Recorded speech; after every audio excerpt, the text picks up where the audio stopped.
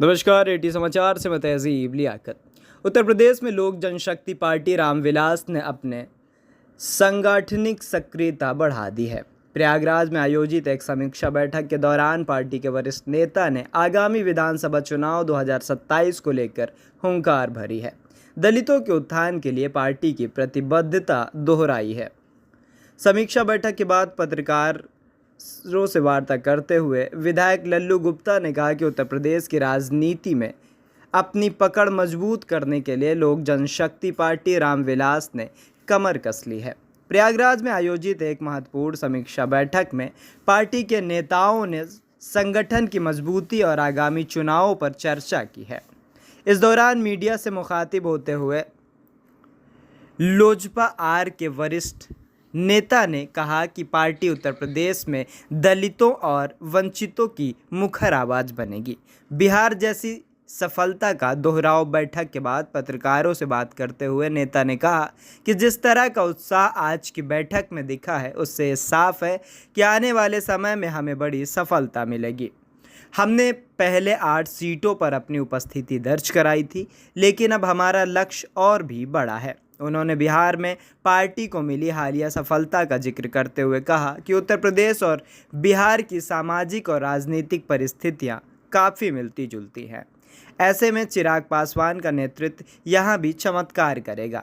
दलितों के हित पर जोर अखिलेश यादव के पीडीए, पिछड़ा दलित अल्पसंख्यक नारे और गठबंधन के सवालों पर प्रतिक्रिया देते हुए उन्होंने कहा कि वे किसी को फ़ायदा या नुकसान पहुंचाने नहीं आए हैं, बल्कि उत्तर प्रदेश के लोगों, खासकर दलितों के अधिकारों की लड़ाई लड़ने आए हैं।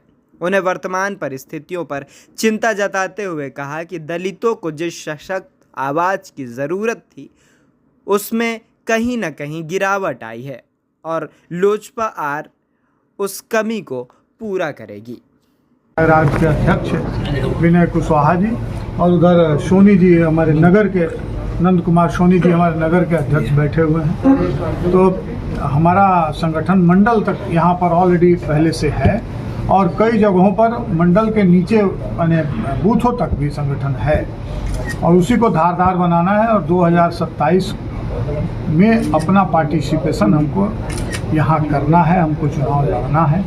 इसी के उद्देश्य से आज हम लोग यहाँ आए हैं और समीक्षा बैठक। अभी देखिए, यहाँ हमारी पार्टी चुनाव नहीं लड़ रही है विगत पिछले कुछ चुनाव से, लेकिन इस बार हम लोग यहाँ लड़ेंगे और हम अपनी तैयारी कर रहे हैं। कितनी सीटों पर आपकी दावेदारी?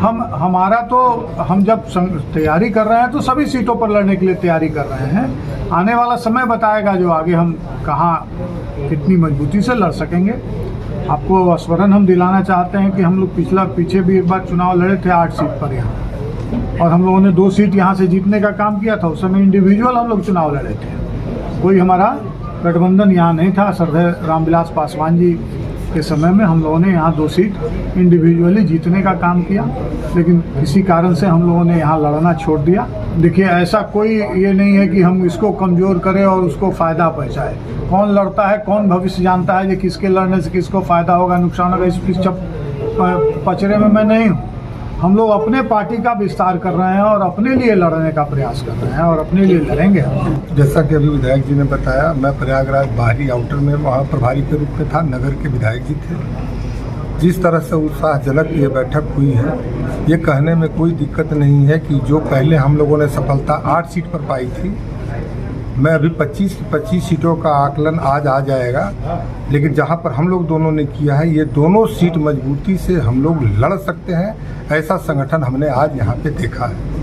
मैं किसी को, आपका सवाल था कि किसी के फ़ायदा और किसी को नुकसान पहुँचाने नहीं आया हूँ। हाँ, उत्तर प्रदेश के लोगों का फ़ायदा कैसे हो सके, यहाँ के दलितों को कैसे आगे और उनको बेहतर सुविधाएं मिल सके, मुझे लगता है कि जो उनको एक मुखर आवाज़ मिलनी चाहिए थी, कहीं ना कहीं उसमें गिरावट है। अखिलेश यादव पीडीए का नारा दे रहे हो, आप कह रहे हैं दलितों की बात कर रहे हैं, तो क्या अखिलेश यादव से भी आपकी पार्टी समाजवादी से भी गठबंधन कर सकती है?